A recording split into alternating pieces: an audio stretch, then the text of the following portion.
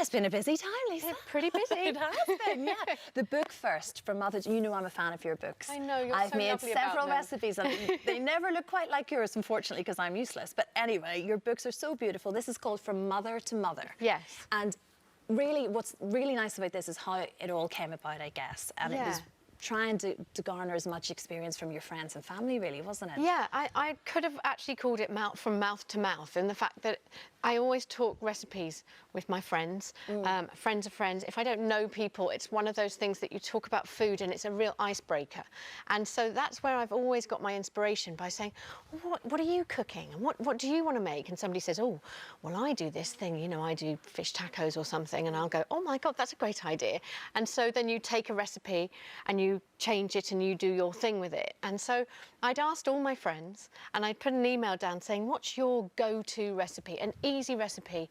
Some people are great cooks. All the mums in the book are fantastic cooks, mothers, and want to do something that's easy and quick but go to every day. And I just thought, instead of just saying all of these are mine, and there are 50 recipes of mine, but there are other recipes that were mothers, and I just wanted to celebrate their recipes and their little stories, which, you know, food for me always has a story attached to it. Exactly. And there's a few famous faces in there as well, isn't there, that shared their recipes? There are, obviously, yes. There's my friend Angela Griffin, and there's Mylene and Tamsin and Kate Thornton. So yes, there are, but they're just because they're my friends. Yeah. There's also a whole load of other people that are my friends that are in the book as well. And it's funny because there's just, people say, oh, you know, there's this little story that goes with, oh, we make these on holiday and these little mincy beef galette. And you go, this is fantastic. And then you change it up and you make it your own. And that's what I did. I tweaked all these recipes and put them in a book. Put them in the book. I love your philosophy on food as well, Lisa, because you kind of see food as a bonding exercise almost. It does bring people together, whether it's standing at the school gates talking about what's going to be for dinner that night.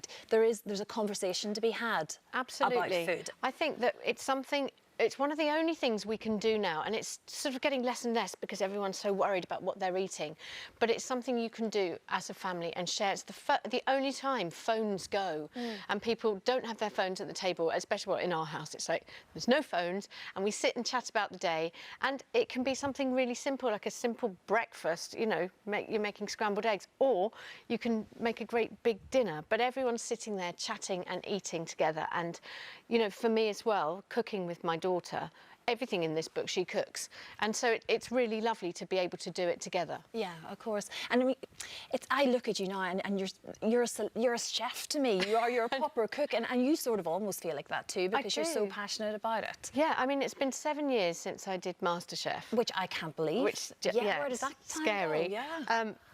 But I did change my life and go, you know what, I love cooking. I don't call myself a chef, I call myself a cook, but I've cooked every day, I've cooked in restaurants. I mean, I literally, it's my life and I love it. And somebody said to me, oh my gosh, you're not going to give that up and go back to acting. I said, I want to do both. I want to be able to do everything. Because I love it. So no, it's not going away. Yeah, it's not, exactly. Well, as you say, you're managing to mix the two now, coming up certainly in the next couple of months. Eastenders. It's a bit of a baptism. You just go into this place and go, oh my gosh, it's so fast. But everybody's really lovely, and it came completely out of the blue. Yes, how did it all happen then? Yeah, I was expecting to do my book publicity, I was expecting to do some more cooking, I had recipes to write, I'm doing all this other stuff, cooking on telly, which I love. And the producers phoned up and said, could I go and meet them? And I met Sean, the producer, and Julie, the casting director, and he just sold this character to me. He was very good at pitching this great character and the show. And I sort of came back going,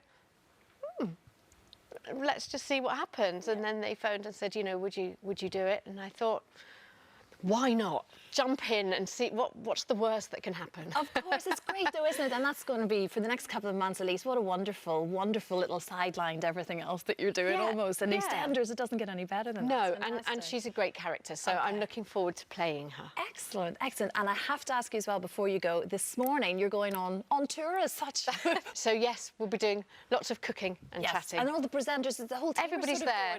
On the road, aren't they? Yeah, I think it'll be great fun. Oh, great. So you, as an audience, you get to interact directly with you and with Holly and Phil and everybody. Everybody, and you get to chat. Obviously, we'll be doing food chat.